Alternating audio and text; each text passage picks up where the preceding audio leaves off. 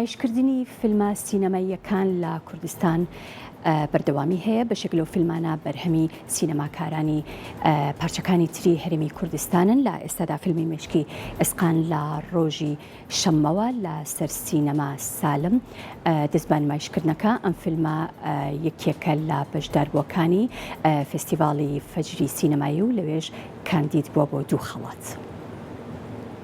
حسین اگه این تنها راهمون نشده چیزی نمیشه در موردش حرف زد، چون روم نمیشه مستقیم به خودت بگم. هر دفعه میام یه حرفی بزنم احساس میکنم به چشه یه آدم عوض داری نگاه میفهمین. متاسفم که به آدم میگه. فیلمی مێشکی ئێسقان لە دەرهێنانی حەمید ڕەزا قوربانی و پرۆدیوسەری حەسەن پور محەممەدی لە ڕۆژی شەممەوە لە سینەما سالمی شاری سلێمانی دەستی پێکرد. پەریناز ئێزەدیار و بابک حەمدیان و جەواد عزەتی و نەوید پورفەرەج ئەکتەرەکانی ئەم فیلمە سینەماییان.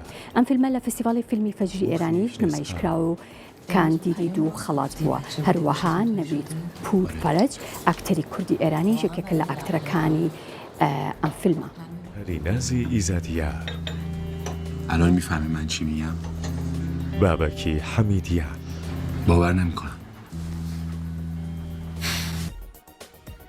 سلام به مردم عزیز اقلیم کردستان. ڕێز و سڵاو بۆ خەڵکی ئازیزی هەرێمی کوردستان. مای خۆشحاڵی و شانازی منە کە فیلمی مێشکی ئێسقان لە هەرێمی کوردستان نمایش دەکرێت. ویستم لە ڕێگەی ئەم پەیامەوە بانگێشتان بکەم بۆ بینینی فیلمەکەمان. هیوادارم کە چێژ لە تەماشاکردنی ببینن.